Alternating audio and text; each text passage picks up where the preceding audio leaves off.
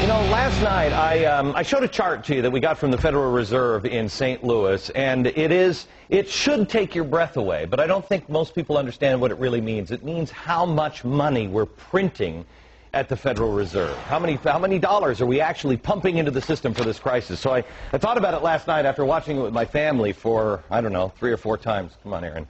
And I watched it with my family, and they said, Dad, I don't even know what that means. What does that mean? So I thought, there's another way that I could show this to you. There's another way that at least Al Gore did it with a slideshow, and now everybody thinks that that's true. So why don't we show you some true stuff on the slideshow? And actually, because, you know, we're a 5 o'clock show, we're cheap, we had to go borrow Sean Hannity's set, so we're going into Sean's. Shh, we'll be very, very quiet. We'll come in here, and this is a chart that I tried to show you last night, but I wanted to blow it up a little bit. This is billions of dollars. This is how much money do we print and have in the system at any given time. Let me start at 1929. Show me here we go. 1929, here's the stock market crash, all right?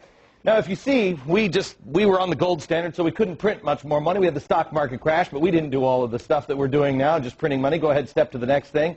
Then we go up to 1941. That's the Great Depression. Still haven't pumped a lot of money into the system because, again, on the gold standard. Then we have World War II, and we'll take this all the way to 1965. You'll see it comes up. We had 2 wars. We had World War II, and we also had the Korean War. In 1965, we were having the Vietnam War. But here's where it gets sticky, because we had all these wars, and we tried to dogpile on with the Great Society.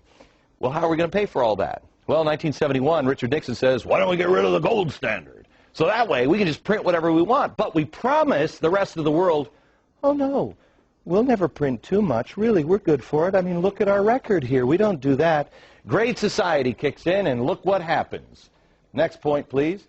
Look how we've devalued our money. This is up until 2000 when we have the Y2K scare, where everybody's like, bury your food and grab your cash. The computers are going down.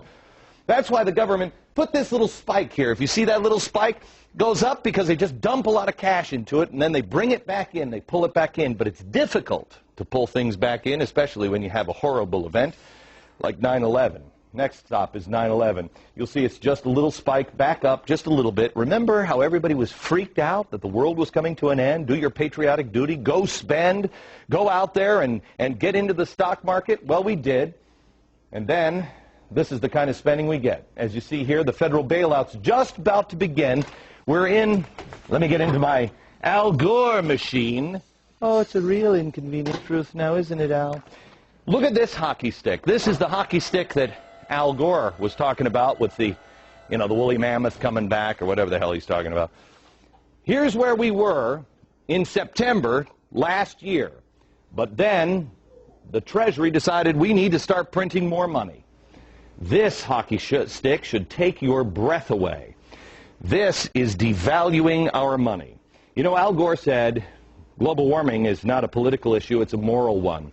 Thomas Jefferson said doing this to our children is immoral, and I agree with him. We have pumped all of this money in and devalued our money. How is it not going to be worthless? This has never, ever been done by anybody ever before.